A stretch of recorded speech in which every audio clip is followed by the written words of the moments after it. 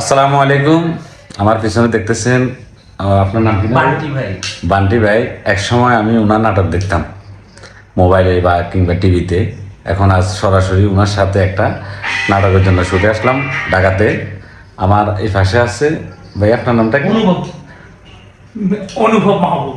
অনুভব মাহবুব। ওনার একটা নাটক ছিল, আমি প্রায় দেখতাম, ওটা হলো এভারেস্ট আসলাম মোশারফ ভাইয়ের সাথে। তো ওনার সাথে ওই নাটকটা দেখতেছি আর সরাসরি ওনার পাশে বসে আছি। আসলে আল্লাহ কাকে কখন কোথায় নিয়ে যায় এটা আল্লাহ মাহবুব ছাড়া কেউ জানে না। তো বান্টি ভাই, আমাদের ফ্যানের উদ্দেশ্যে কিছু বলবেন নি? আমার অনেক ইচ্ছা ফেনীতে যাওয়ার। আল্লাহ যেন আমার এই ইচ্ছাটা পূরণ করে, আমি একদিন ফেনীতে যেতে চাই। ইনশাল্লাহ ভাই, আপনার জন্য দোয়া রইলো আর আমাদের বাড়িতে আপনার দাওয়াত রইলো। ভাই আপনাদের জন্য দোয়া রইলো, দাওয়াত রইলো। আসিয়েন দুজনে। অবশ্যই আমি ফেনী গিয়েছি, কয়েকবারই গিয়েছি, খুবই ভালো লাগছে। তবে নোয়াখালী যাইনি, নোয়াখালী আমার খুব যাওয়ার ইচ্ছা, আমার খুবই আগ্রহ যে এই এত সুন্দর এত নাম করা একটা জেলা অথচ এখানে যাওয়া হয় নাই, একটা অপূর্ণ রয়ে গেছে বাংলাদেশের মধ্যে। যাবো আর কি।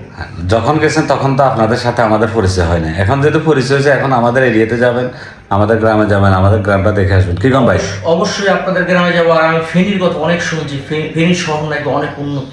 হ্যাঁ, আপনি যদি বিশেষ করে রাতের দৃশ্যটা যদি দেখেন, আপনি কি সিঙ্গাপুরে আছেন না ফেনীতে আছেন এটাও বোঝা করতে হবে। এবং ফেনীর আশপাশের গ্রামও নাকি অনেক সুন্দর। তো আমি অবশ্যই যাবো, যেহেতু আমার গ্রাম খুব ভালো লাগে, আমি অবশ্যই যাবো।